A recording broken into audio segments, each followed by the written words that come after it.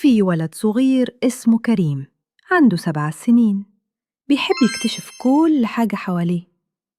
في يوم كان قاعد في أوضته وفجأة جات له فكرة غريبة. قال يا ترى لو فتشت في ألعابي القديمة ممكن ألاقي حاجة مختلفة؟ وفعلا بدأ يدور ويفتش ويفتش لحد ما لقى لعبة غريبة ما شافهاش قبل كده. عينيه لمعت وقال أوه، إيه ده؟ دي شبه آلة فضاء. بدأ يجرب فيها، يلف هنا ويدوس هنا، وبدأت اللعبة تعمل صوت وتتحرك. كريم قعد يضحك وهو بيقول أنا اخترعت آلة جديدة.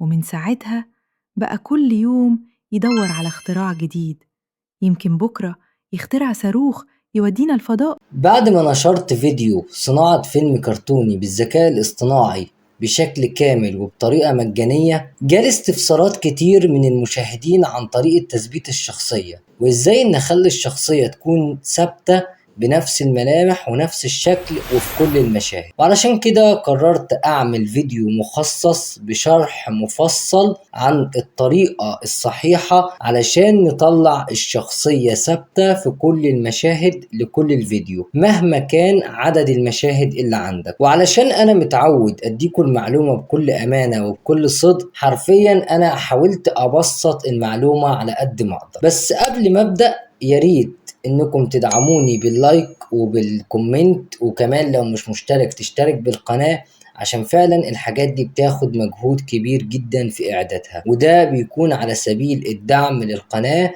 انها تستمر وتقدم معلومة اللي هي بتاخدها في كورسات مدفوعة انا بقدمها لك بشكل مجاني، وده بكل امانة وبكل صدق. تعالوا دلوقتي نروح نشوف الشرح العملي علشان ما نضيعش وقت. علشان اضمن ثبات الشخصية في كل المشاهد مهما كانت طول القصة أو طول الفيديو بتاعي، لازم أعمل للشخصية برومت مخصص يكون ثابت معايا في كل المشاهد.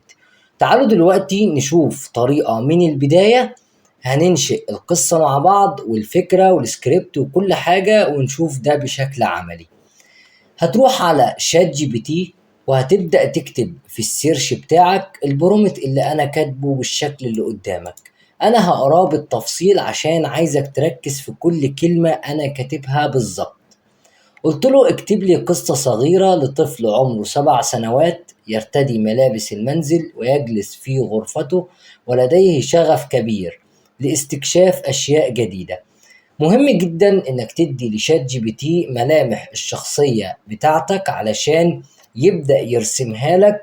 كل ما هتديله مكونات او هتديله معلومات اكتر عن الحاجة اللي انت عايزها، هيكون دقيق جدا في وصف المشهد بتاعك ووصف الفيديو بتاعك.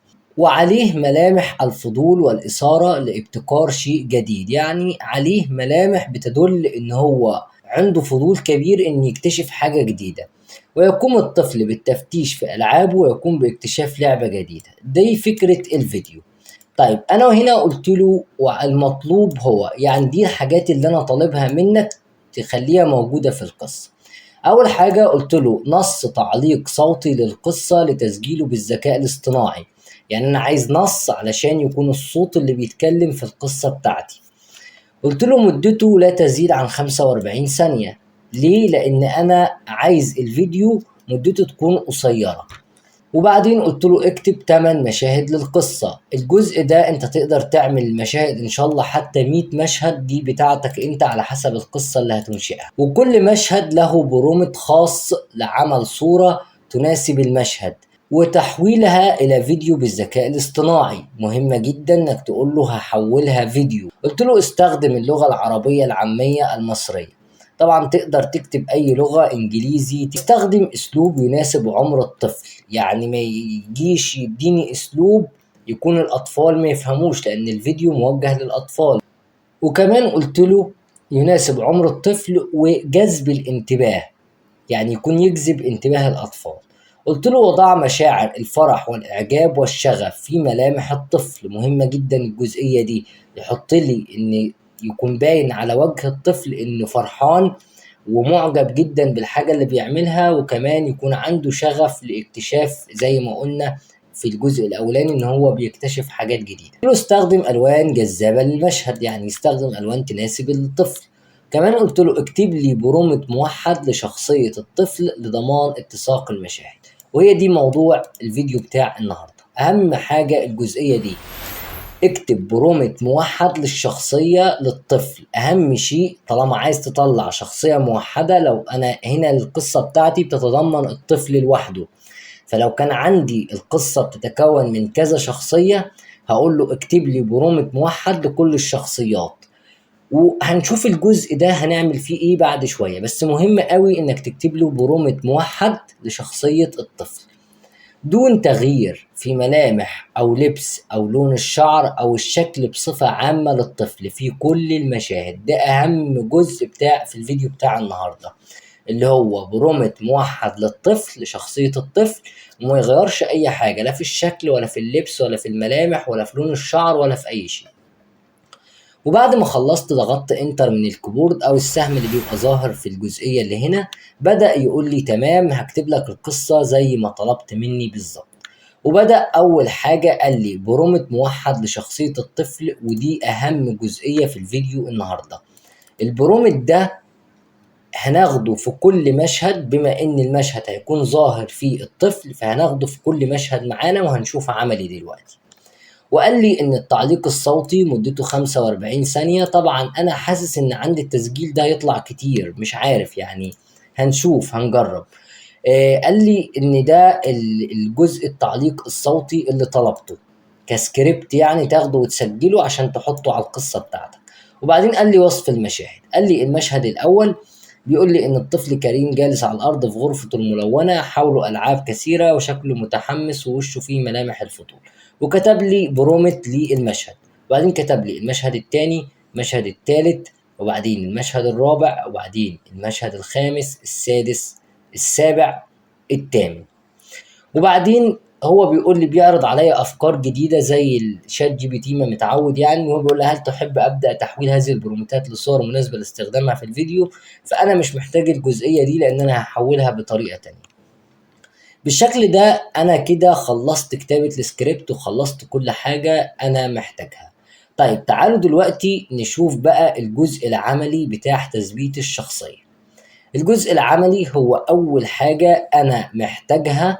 انا جربت السكريبت بتاعي، جربته على كذا مشهد من المشاهد الموجودة عندي، وعملت 5 مشاهد. اول 5 مشاهد انا عملتهم قبل ما ابدأ تسجيل، ولكن دلوقتي سبت 3 مشاهد عشان نجربهم عملي مع بعض.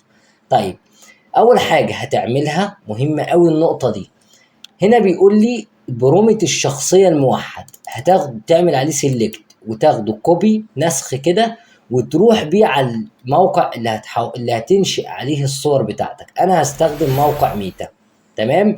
وهاجي في الجزئية بتاعة كتابة البرومت وهضغط بيست عشان الصق البرومت اللي اخدته من شات جي بي تي. وبعدين انا قلت لكم ان انا حولت ال5 مشاهد الاولانيين، فانا هستخدم بقى من المشهد السادس. هاجي عند البرومت بتاع المشهد السادس وهاخده نسخ، وبعدين هروح عند ميتا وهقول له بعد ما حطيت لي البرومت بتاع الولد، اهم جزئية دي لازم تحط البرومت في قبل او بعد البرومت بتاع المشهد. لو حطيت المشهد بس فبالتالي الشخصية تطلع مختلفة. وبعدين انا كاتب هنا اهو، انا كاتب البرومت وبعدين هقول له بيست. لاحظ معايا ان هو بيقول لي هنا ايه في كل مشهد. خلي بالك من الجزئية دي، في كل مشهد بيكتبوا لك بيقول لك شخصية الطفل الموحدة، يعني حط البرومت بتاع شخصية الطفل زي ما قلت لك من شوية. هتيجي عند الجزء الكلمة اللي بالعربي دي، الجزئية دي، وامسح الجزئية بتاع الكلام العربي اللي هنا.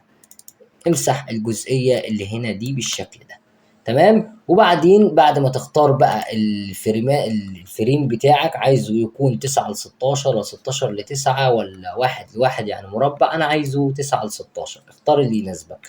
اختار الستايل، انا اخترته ثلاثي الابعاد وهضغط انشاء. ودلوقتي هو خلص انشاء الصور، بقيت قدامي الصور. احفظوا شكل الشخصية كويس. هتختار الصورة المناسبة ليك وشايفها مناسبة للمشهد بتاعك وتحملها على الجهاز عندك. انا ممكن احمل الاربعة زي ما قلنا ان ميتا ممكن تحول منه الاربعة، وكده كده ده مجاني وبشكل مفتوح فتقدر تحمل براحتك. مثلا انا علشان ما اتلخبطش انا هحمل صورة واحدة دلوقتي. هختار الصورة مثلا وليكن دي، وهاجي عند الداونلود بتاعي وهروح اديها رقم المشهد علشان تطلع ما تلخبطش وانا بعمل مونتاج. المشهد ده كان رقم 6 فانا هخليها رقم 6. هروح تاني على موقع ميتا وهمسح الجزئية دي كانت اللي هي خاصة بالمشهد دي، يعني الكلام اللي فوق ده خاص بوصف الولد فأنا هسيبه، همسح بس الجزئية بتاعت المشهد. وهروح على شات جي بي تي وهجيب المشهد اللي هو رقم 7، هاخده نسخ وبعدين هقول له بيست هنا كده، وهمسح كلمة شخصية الطفل الموحدة اللي هي بالعربي عشان أنا مش محتاجها. بالمناسبة لو مسحتهاش مفيش أي مشكلة، مش هيحصل حاجة. وبعد ما عملت لزق للمشهد رقم 7 بعد ما حطيت الوصف بتاع الولد هضغط إنشاء، بس طبعا هختار الستايل بتاعي. دلوقتي خلص إنشاء المشهد رقم 7. لاحظ معايا إن شكل الولد ما اتغيرش ولا اللبس ولا المشهد نفسه اتغير، لأن أنا حاطط وصف ثابت للشخصية فما غيرش أي حاجة. مجرد بس ان غير، ممكن يكون غير في الاضاءة بس حاجة بسيطة نظرا لان الولد بيتحرك او حاجة، فطبيعي ان الاضاءة تتغير معاه. هتختار الشكل المناسب ليك. انا هختار الشكل ده وهروح عند الداونلود بتاعي وهدي رقم للمشهد اللي هو رقم 7، وبعدين هجرب المشهد الأخير بنفس الطريقة. هجيب المشهد 8 هاخد البرومت بتاعه نسخ، وبعدين هروح على الموقع بتاعي عند ميتا وهمسح المشهد رقم المشهد نفسه، وهسيب شخصية الطفل. أنا سايب البرومت بتاع الطفل أهو، وهعمل بيست وبعدين همسح كلمة شخصية الطفل الموحدة بالشكل ده وهضغط إنشاء. ودلوقت هو أنشأ المشهد رقم 8، وخلي بالك برضو الشخصية ما اتغيرتش، بنفس الملامح وبنفس اللبس وبنفس الإضاءة ونفس المكان وكل شيء. هتختار المشهد اللي يناسبك. لو عايز تبقى دقيق في اختيار الصور تقدر ترجع لشات جي بي تي وتقرا المشهد. يعني هنا بيقول لك لقطة ختامية للطفل وهو بيبص للكاميرا بحماس ويقول أنا هخترع كل يوم حاجة جديدة. يبقى ممكن تلاقي مشهد يناسب الولد وهو قاعد بيبص للكاميرا، كلهم بيبصوا للكاميرا. شوف أدق واحد فيهم، ولكن لاحظ معايا حاجة مهمة، إن هنا الإيد فيها 4 صوابع بس وهنا 5، فالصورة دي مش هتنفع لأن في صوبع ناقص، ده مش طبيعي. الصورة دي تنفع ولكن أنا شايفها بعيدة شوية، شكلها مش عاجبني. هنا الصورة دي الإيدين مش ظاهرة فبالتالي ممكن يظهر فيها أخطاء، لكن الصورة دي أنا شايفها كويسة، 5 صوابع، ملامح الولد باينة وكل شيء باين. هضغط على الداونلود وبعدين هروح عند الداونلود بتاعي، ودلوقتي الصورة اتحملت عندي. هديها رقم المشهد رقم 8. تعالى بقى هوريلك المشاهد اللي قبل كده اللي انا عملتهم بس عشان اختصار وقت الفيديو، انا حاططهم في الجزء بتاع المشاهد. لاحظ معايا ده كان المشهد الاول، الصورة الاولى. لاحظ معايا اللبس وملامح الولد. بعدين هقلب واشوف الصورة التانية، برضو نفس الملامح ونفس الملابس ونفس كل شيء. ودي الصورة التالتة برضو نفس كل شيء، هي مفيش اختلاف خالص في الولد ولا ملامحه ولا الألوان ولا أي شيء. يبقى أنا كده أنشأت شخصية ثابتة بملامح ثابتة في الفيديو بتاعي. تعالوا دلوقتي نراجع اللي قلناه. عشان أعمل شخصية ثابتة لازم أعمل برومت موحد للشخصيات الموجودة في القصة بتاعتي، وعشان في القصة هنا مفيش غير ولد طفل صغير عمره 7 سنوات عملنا برومت واحد. فهاخد البرومت بتاعي الموحد ده هاخده نسخ وهروح بيه على الموقع اللي انا هنشئ عليه الصور بتاعتي وهقول له بيست، وبعدين هبدأ اجيب المشاهد مشهد مشهد. هجيب البرومت الخاص بكل مشهد، وليكن المشهد الاول بالطريقة دي، هاخده كوبي نسخ كده. بعد ما حطيت البرومت بتاع الولد هحط كمان البرومت بتاع المشهد نفسه. هتلاقي كلمة شخصية الطفل الموحدة، هتبدأ انك تمسحها زي ما قلنا، وبعدين هتضغط على انشاء، هيبدأ يعمل لك الشخصية. في كل مشهد هتعمله لازم تاخد البرومت الموحد للشخصية، ودي اهم معلومة في الفيديو عشان الناس اللي سألت عن المعلومة دي. وبعد كده بعد ما خلصت كل المشاهد بتاعتك هتروح على الموقع اللي انت هتحول عليه الصور، هتحولها لفيديو. واحنا قلنا مثلا ممكن نستخدم موقع زي موقع انيمون، وبرضو كل اللينكات هسيبها لك في الديسكريبشن. تقدر انك ترفع الصورة، تضغط هنا كده وتروح للمكان اللي انت حاطط عليه الشغل بتاعك او الصور بتاعتك، ادي المشهد الاول، وتضغط اوبن. وبعدين في الجزئية دي هتكتب انت عايز تحرك الصورة ازاي.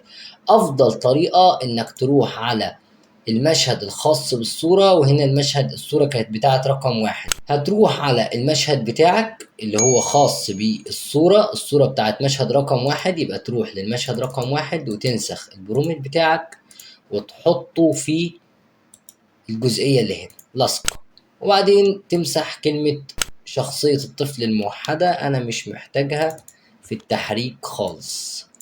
تمام. وبعدين خلاص انت بقى ظبطت كل حاجة كده تمام، انت جاهز انك تضغط على جنريت هنا.